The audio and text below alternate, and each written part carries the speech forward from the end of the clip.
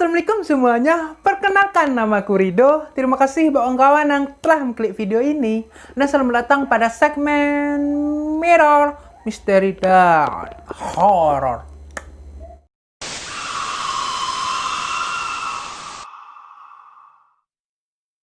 Mantap, mantap, mantap.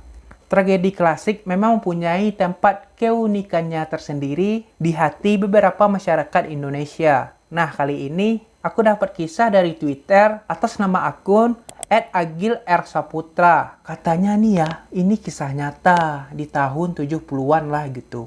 Udah lama banget sih. Tentang sebuah desa yang diteror sama hantu pocong.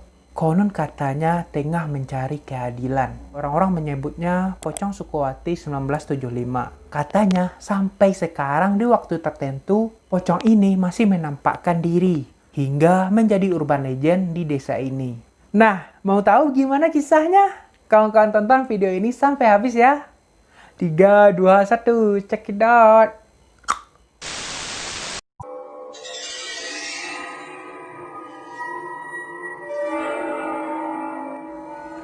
Jujur ya kawan-kawan, sekarang aku filmingnya di atas jam 1 malam loh.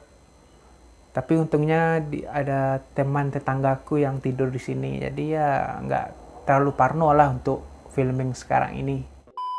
Nah, sejarah awal adanya kisah teror Pocong Sukowati ini pokoknya ada di suatu desa Temanggung sekitar pertengahan November tahun 1973. Sukowati ini adalah seorang perempuan yang berumur 23 tahun dan merupakan seorang anak tunggal. Nah, kebetulan pada saat itu ayahnya baru saja meninggal 1 bulan sebelumnya. Pada umur Sukowati yang masih 23 tahun ini ya. Sedangkan ibunya sudah dulu meninggal ketika umur Wati ini masih 8 tahun. Dari Wati saat masih kecil, bapak dan ibu keluarga Wati ini memang tinggal bersama neneknya.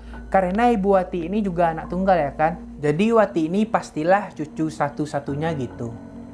Udah satu-satunya cucu kesayangan pula ya kan. Nah, walaupun Wati sendiri yatim piatu, tapi syukurnya Wati ini masih mempunyai seorang nenek. Dan Wati juga termasuk keluarga yang berada lah gitu.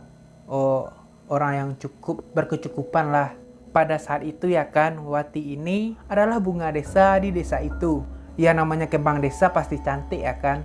Nah, selain cantik dan ayu, Wati juga dinilai sebagai pribadi yang cerdas, ramah, religius, dan santun. Tahun itu, Wati baru saja lulus SMA. Nah, setelah lulus, Wati ini bekerja di kantor kelurahan desa tempat ia tinggal.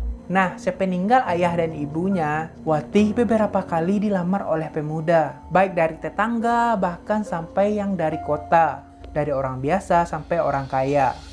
Banyak yang melamar Wati dong. Tapi nih ya, Wati ini selalu menolaknya, padahal neneknya semakin menua pada saat itu. Jadi neneknya ini berharap nih, supaya cucunya itu ada menopang Wati ketika nenek nanti tiada. Tapi orang-orang pada tahu nih, kalau Wati punya hubungan spesial dengan orang yang bernama Bondan, yaitunya sejak awal SMA lah. Tapi nenek Wati ini nggak setuju gitu. Meskipun Bondan anak orang kaya, tapi menurut neneknya ini, Bondan terkenal kasar dan urakan.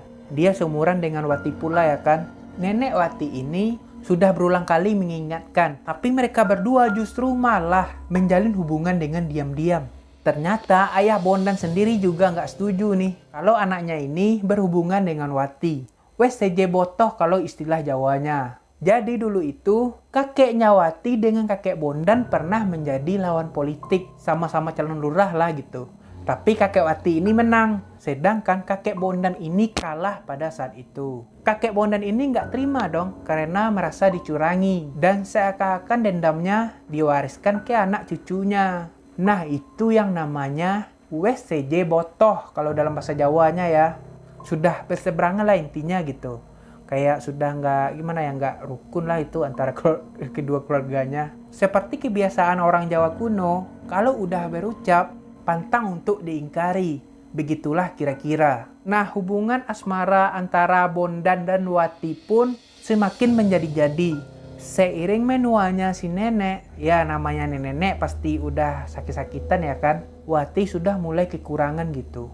Karena harus bekerja sendiri menghidupi neneknya yang mulai sakit-sakitan. Pada akhir tahun 1974, Bondan ini justru menikah dengan orang lain. Wati sebenarnya tahu soal perjodohan Bondan dengan wanita itu. Tapi Bondan ini sudah berjanji dengan si Wati ini, kalau dia ini tidak akan menikah dengan wanita lain selain Wati. Tapi nih ya, masalah terbesarnya bukan itu. Yang menjadi masalahnya adalah konon katanya Wati tengah hamil waktu itu. Karena Wati ini tahu kalau Bondan ini sudah menikah dengan wanita lain selain dirinya, warga tak pernah melihat Wati lagi sejak pernikahan Bondan itu. Wati juga nggak pernah lagi pergi kerja juga ya kan. Dan beberapa bulan kemudian, tepatnya di pertengahan tahun 1975, Wati ditemukan gantung diri di kamarnya. Jasad Wati baru ditemukan setelah 7 hari. Kebetulan saat itu karena ada tetangganya yang menjenguk neneknya. Nah, kok baru ditemukan setelah 7 hari? Gini ceritanya. Sang tetangga ini mulai bertanya-tanya ya kan, loh kenapa si nenek nggak pernah terlihat lagi? Biasanya si nenek ini sering berjemur di depan teras rumahnya. Dan juga si Wati pun tak pernah juga terlihat gitu. Tetangga pun berbasa-basi ya kan, untuk menengok si nenek. Tibalah tetangganya ini di depan rumah si nenek ya kan. Lalu diketuknya pintu rumah itu. Tapi tidak ada jawaban. Tiba-tiba nih ya tetangganya ini mencium sesuatu yang sangat busuk. Dia urungkan niatnya, mungkin karena takut ya kan. Dan kembali mengajak beberapa warga untuk datang ke rumah itu. Nah, sampainya di sana ternyata pintu rumah itu nggak dikunci nih. Langsung saja nih para warga masuk dan langsung menuju kamar si nenek Wati ini. Di sanalah beliau terbaring di ranjang. Pas warga ini masuk ke kamar si nenek ini ya, nenek Wati seperti ingin terperanjat dari ranjangnya. Jadi si nenek ini diajak berbicara oleh salah satu warga yang masuk ke kamarnya itu. Sebut saja namanya Bu Santi. Sambil menggerakkan jarinya, nenek Wati ini seperti ingin berbicara namun tak jelas gitu. Ya namanya orang sakit ya kan. Jadi Bu Santi ini bilang nih, gimana nek kok nggak pernah kelihatan? Dijawablah sama si nenek ini. Dengan nada yang lebih tinggi ya kan. Maksud si nenek ini belum mengerti juga sama Bu Santi ini. Jadi Bu Santi ini bertanya nih, lah Wati di mana tuh nek? Lalu si nenek ini langsung menangis seperti anak kecil sambil menunjuk-nunjuk ke arah sebelah kamarnya. Gitulah, yaitunya kamar si Wati. Bu Santi ini yang penasaran langsung keluar dari kamar si nenek dengan beberapa warga lainnya. Tapi nih ya, kamar Wati ini terkunci gitu. Dan para warga ini mencium bau yang menyengat, bau busuk lah. Dan beberapa warga pun langsung mendobrak pintu kamar Wati ini. Dan yang mereka lihat ternyata benar saja Wati ini gantung diri dengan kain sarung yang dikaitkan dengan kayu penompang atap rumahnya. Jasadnya ini sudah menggelembung mengeluarkan cairan. Perutnya itu seperti orang hamil lebih kurang 6 bulan. Lalu apa yang terjadi? Gegerlah warga satu desa pada saat itu. Sang bunga desa tewas gantung diri. Dan para warga pun saling tolong menolong lah untuk memakamkan jenazah Wati ini. Dan nih ya, setelah acara pemakamannya atau setelah jenazahnya ini dimakamkan, barulah kejadian-kejadian seram terjadi. Suasana desa pun menjadi mencekam. Kebanyakan warga di desa itu tak berani keluar setelah maghrib. Nah, baru 3 hari setelah kematian Wati nih ya, banyak para warga yang bersaksi melihat sesosok pocong yang mereka yakini itu adalah Sukowati. Salah satu orang yang melihat penampakan itu bernama Dedi. Usianya sekitar 11-an tahun lah pada masa itu. Ya masih kecil lah gitu, masih SD lah. Dedi ini lalu bercerita waktu itu 3 hari setelah kematian Mbak Wati, sekira pertengahan tahun 1975, listrik pada masa itu belum merata di desa saya. Kebetulan rumah saya listriknya gabung dengan rumah Pak Karwo. Jadi 1 meteran listrik dibagi jadi 3 rumah. Rumah saya, lalu rumah Pak Karwo, dan rumah di sebelah rumah saya. Di sebelah rumahnya si Dedi ini ya. Waktu itu sekiranya jam 12 nih ya, saya terbangun karena ingin buang air besar. Sebenarnya saya tidak berani keluar sih, tapi sudah saya tahan sekuat tenaga. Hasrat itu tidak bisa lagi dibendung, karena dulu itu tidak semua rumah punya jamban atau WC lah. Tempat jamban itu kan terletaknya di pinggir desa ya kan. Jarak rumah si Dedi ini ke tempat jamban itu kira-kira 50 meteran. Karena sudah di ujung tanduk, akhirnya mau tak mau saya harus keluar menuju jamban, kata si Dedi ini. Sambil membawa senter dan setengah berlari, Dedi ini menuju ke tempat jamban ya kan. Sesampainya di sana tempat jamban itu, ternyata ada tetangganya si Dedi ini yang bernama, atau orang menyebutnya Pak Sulam. Rasa takut saya berkurang, kata si Dedi ini. Lalu mereka ini jongkok bareng saling membelakangi. Jadi tempat jambannya itu ada 3 deret. Dedi di pojok, tengahnya itu kosong. Lalu Pak Sulam ini di pojok sebelah sini gitu. Jadi ada 3 deret lah kan. Penutup pintunya juga cuma sampai pinggul kalau mereka ini jongkok. Dan itu WC-nya juga nggak beratap gitu.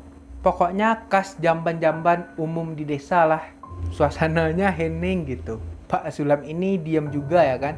Cuma terdengar suara hisapan rokok kelembak kemenyannya yang baunya menyengat gitu.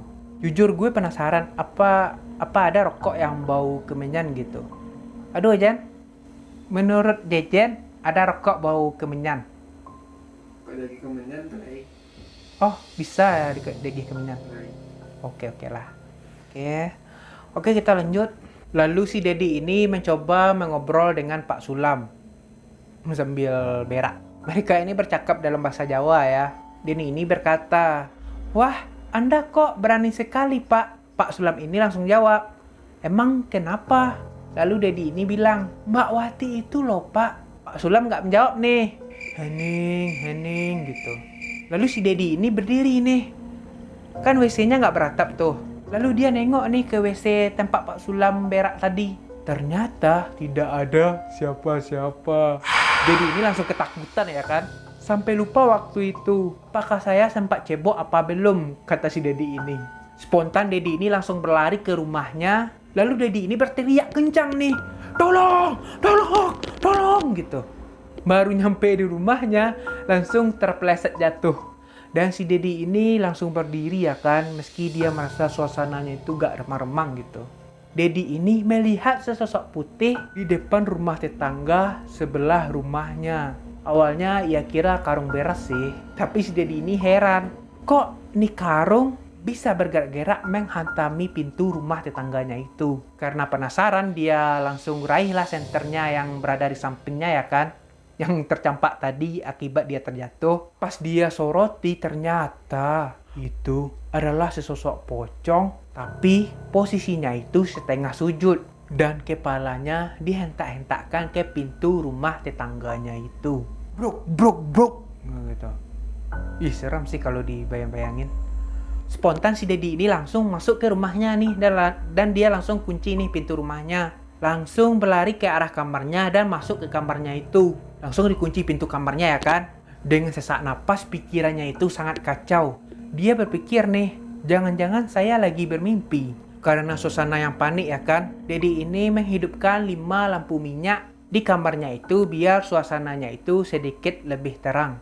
Lalu si Dedi ini tertelungkup di ranjang kasurnya dengan menutup seluruh badannya dengan kain selimut. Bruk. Ternyata suara hentakan itu masih terdengar. Tapi kelihatannya masih di rumah tetangganya itu. Nah, sampai beberapa saat kemudian, suara ketukan itu mulai semakin jelas dan semakin keras. Dok, gitu. Jadi Dedi ini berpikir nih, jangan-jangan sekarang itu adalah pintu rumah saya yang diketuknya. Masih terdengar lagi nih, makin keras. Dok. Nah, saat selang itu terjadi, Dedi ini mendengar suatu suara nih, seperti suara orang yang dibungkam mulutnya. Gitu. Suara itu terdengar kurang lebih selama 10 menit, bersamaan dengan suara hentakan itu ya. Lalu suara ketukan atau hentakan tersebut kemudian pindah lagi ke sebelah rumah tetangganya yang lain. Ibaratnya semalaman itu satu kampung kena teror lah gitu kan. Nah, keesokan harinya semua warga atau para warga ini geger. Mereka ini bersaksi bahwa pintu rumahnya ini diketuk oleh sosok pocong yang mereka duga adalah Mbak Sukuwati. Nah, kita lanjut ke cerita yang lain ya. Nah, kawan-kawan masih ingat kan dengan nenek Wati yang lagi sakit? Nah, selang 40 hari kematian Wati, sang nenek sehat bugar. Ibaratnya dia ini mulai sembuh lah gitu. Bahkan sudah bisa sedikit jalan-jalan. Bicara pun mulai agak lancar. Sepeninggalnya Wati, nenek ini diurus keperluannya oleh warga sekitar. Karena dulunya beliau juga orang dermawan dan baik. Warga pun merasa iba ya kan? Dan mencoba membalas kebaikannya dengan saling bekerja sama mengurus keperluan beliau. Nah, singkat cerita, di suatu sore, sekitar pukul jam 5-an lah, nenek ini berjalan tergopoh-gopoh menggunakan tongkatnya. Berjalan menghampiri kerumunan warga yang sedang mengobrol-ngobrol di depan mushola. Jadi, warga nanya nih, ada apa nek? Wati pulang bawa bayi, kata si nenek. Warga kebingungan dong. Wati siapa nek? Sukowati cucuku. Ayo lihat kalau tidak percaya, kata si nenek ini. Jadi para warga ini penasaran ya kan, siapa yang dimaksud si nenek ini. Secara Wati yang cucu nenek ini kan udah meninggal pula ya kan. Berkerumunanlah dan bersama-sama para warga ini pergi membuktikan omongan si nenek ini. Dah ya kan, pergilah sama-sama situ. Dan setelah dilihat, memang tidak ada siapa-siapa di situ. Tapi para warga tetap bergedik ngeri gitu. Karena secara pula ya kan, banyak kejadian-kejadian aneh di kampung itu. Pasalnya nenek ini ngotot sekali bahwa cucunya yang mati bunuh diri itu kembali pulang ke rumah dengan membawa bayi di sore itu. Tapi sebagian warga juga menganggap nih ya, mungkin sang nenek saking kangen dengan cucunya sampai berhalusinasi seperti itu. Nah, setelah beberapa hari kemudian, Mas Sarjono sesuai dengan nama beliau adalah seorang sarjana, pendidikannya tinggi, dan beliau ini adalah orang yang paling tidak percaya dengan hal-hal berbau mistis. Beliau juga getol yang bilang kalau si nenek sudah pikun dan gila sehingga berhalusinasi. Nah, kejadiannya di sore hari, hampir maghrib. Nah, Mas Sarjono ini pulang dari desa sebelah, naik menggunakan sepeda ontelnya di jalan desa yang kebetulan waktu itu juga sepi. Jadi, Mas Sarjono ini melihat nih, seorang wanita dari kejauhan berjalan di depannya. Pakaian wanita itu dress batik dengan selendang seperti sedang menggendong bayi. Semakin dekatlah sang wanita ini ya kan ke arah Sarjono ini. Karena juga berlawanan arah, tapi anehnya dia ini mencium bau anyir. Nah, saling lewat lah kan Mas Sarjono, dan diperhatikanlah dari belakang ya kan. Secara sudah lewat juga ya kan. Sekitar jarak kira-kira 5 meter lah gitu. Dia ini melihat ada yang janggal. Jadi pas dia lihat ke belakang ya kan, si wanita udah terus juga berjalan. Dia melihat nih ya, pakaian area pantat wanita tersebut seperti basah namun merah seperti berdarah.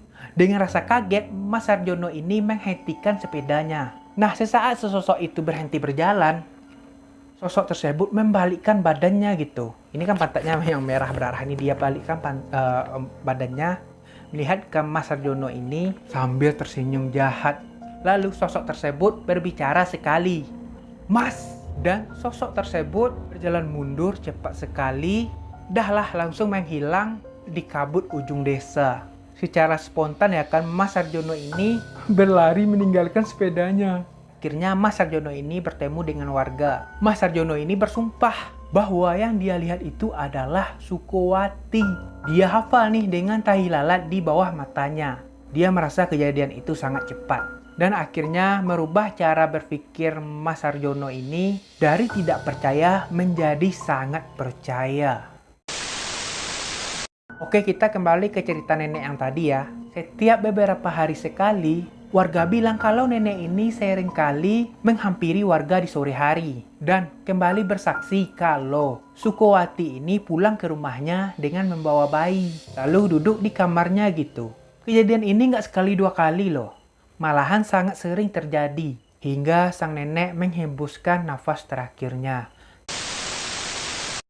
Nah, gimana kabar si Bondan, mantan pacar si Wati ini yang telah menghamilinya itu loh? Nah, setahun terakhir setelah Wati ini meninggal ya kan, banyak warga yang bersaksi melihat sosok yang diduga arwah dari Sukowati Sukuwati, ada yang berbentuk poci, ada pula yang melihat dengan bentuk wanita berpakaian dress batik sambil menggendong bayinya. Tapi selain itu ada yang terlupakan, yaitunya si Bondan tadi, yaitu Bondan mantan kekasih Sukuwati yang diduga menjadi penyebab Sukuwati ini bunuh diri gara-gara ia ini menikah dengan wanita lain. Tapi di sini anehnya, usia pernikahan Bondan dengan wanita itu justru tak bertahan lama. Terlebih setelah Wati ini bunuh diri gitu. Sukuwati bunuh diri hanya selang beberapa bulan saja setelah Bondan ini menikah ya kan. Nah, setelah kejadian itu ternyata terjadi hal-hal aneh sama si Bondan ini. Bondan mendadak stres dan suka mengamuk sendiri gitu. Karena istrinya sudah nggak tahan lagi ya kan. Alhasil istrinya pun menceraikannya. Dengan usia pernikahan tidak sampai setahun. Jadi Bondan ini menjadi gila lah gitu. Dalam masa gilanya banyak warga yang sering melihat Bondan berbicara sendiri. Tapi di makam Sukuwati kadang sampai menangis. Bahkan tubuhnya yang gagah menjadi kurus kering. Keluarganya sudah mencoba berbagai cara untuk mengobatinya. Dari rumah sakit jiwa sampai dibawa ke orang pintar. Tetapi hasilnya nihil. Pernah suatu kejadian pada malam hari, Bondan ini berlari keliling desa sambil berteriak, "Wati, Wati aku melu, Wati, Wati aku ikut." Menurut Pak Narso, narasumber kisah ini pernah melihat Bondan duduk di depan makamnya Sukuwati. Bondan ini menggaruk kepalanya sampai berdarah. Mungkin sampai kulit kepalanya itu mengelupas. Bahkan dia sambil tertawa. Maka sama. Bahkan dia sambil tertawa terbahak-bahak. Gitulah kira-kira. Bukan cuma itu. Bahkan pernah di siang hari di tempat jamban umum. Kebetulan pas itu warga lagi banyaknya ya kan. Nah si Bondan ini buang air besar. Tapi kotorannya itu ditadah atau disambut dengan tangannya sendiri. Dan dimakannya gitu. Dimakan secara langsung gitu. Entah apa penyebabnya Bondan ini menjadi gila. Tapi para warga meyakini itu karena kesalahannya dengan Sukuwati. Bisa saja karena dia ini terlalu merasa bersalah atas bunuh dirinya si Sukuwati ini. Menjelang akhir tahun 1975, kegilaan si Bondan ini semakin menjadi-jadi dan merasakan warga juga ya kan. Karena keluarganya mungkin malu, sempat juga nih ya, Bondan ini dipasung. Kurang lebih 1,5 tahun lah. Nah, baru di tahun-tahun berikutnya, Bondan dibiarkan berbaur. Tapi keadaannya masih gila gitu. Tapi penyebab pasti kegilaan si Bondan ini belum bisa dibuktikan. Walau para warga meyakini itu karena karma Sukuwati. Bondan ini selama bertahun-tahun tidak pernah benar-benar sembuh. Dia tetap linglung sampai akhir hayatnya. Dan pada akhirnya Bondan meninggal di antara usia 64 atau usia 65-an lah gitu. Di tahun 2004. Tapi dengan cara dia gantung diri. Nah, itulah akhir kisah semuanya gitu. Tapi katanya sih keberadaannya Poci Sukuwati ini masih ada sampai sekarang katanya ya. Aku juga nggak tahu. Aku juga dapat cerita ini dari Twitter. Mungkin kawan-kawan yang dari Temanggung pernah mengalami kejadian yang sama, atau mungkin pernah dengar atau mungkin kalian pernah ngalamin. Bisa jadi ya kan, atau teman kalian yang ngalamin, atau siapapun atau kalian tahu sedikit cerita yang berbeda yang dari yang aku ceritakan, boleh banget komen di bawah ya. Tapi kalau dipikir-pikir itu kayaknya emang karma yang keras ya. Karena kalau aku pikir sendiri itu gimana ya, gara-gara apa sih? Gara-gara kesalahan itu, atau karena kita berbuat jahat kepada orang mungkin atau memberi harapan palsu, atau kita telah mengamilinya juga ya kan, lalu ditinggal seenak jidat kita doang gitu. Jadi kita nikah dengan wanita lain, dia lagi hamil, dia stres bunuh diri gitu. Jadi kita gimana ya, seenak kita doang. Jadi akhirnya itulah karma buat dia gitu. Serius. Aku sendiri pusing menyimpulkannya karena sekarang udah jam 3.46 jam 3.46 WIB. Gimana menurut kalian cerita ini? Seru nggak sih? Kalau seru, komen di bawah, oke? Aku nggak tahu harus ngomong apa, nggak tahu gimana nyimpulkannya. Pokoknya kita sebagai manusia tetap jangan lupa sama Tuhan lah intinya gitu. Tetap gimana sih? Aduh, YouTuber baru ya. Tetap ya kembalikan diri kita, jangan menyakiti orang lain gitu kan. Saling memaafkan ini itu, tetap sabar menjalani hidup, ya itulah. Pokoknya yang baik-baik aja deh gitu. Supaya nggak kena karma lah gitu ya kan. Nggak tahu gue harus ngomong apa lagi. Oke, langsung aja penutupan. Nah, terima kasih buat kawan yang telah menonton video ini sampai habis. Jangan lupa kasih like-nya kalau kalian suka. Dan jangan lupa subscribe dong bagi yang belum subscribe. Dan nyalakan notifikasinya. Biar kawan-kawan update atau dapat video atau konten terbaru dari channel aku, oke? Dan sampai jumpa di video selanjutnya, bye!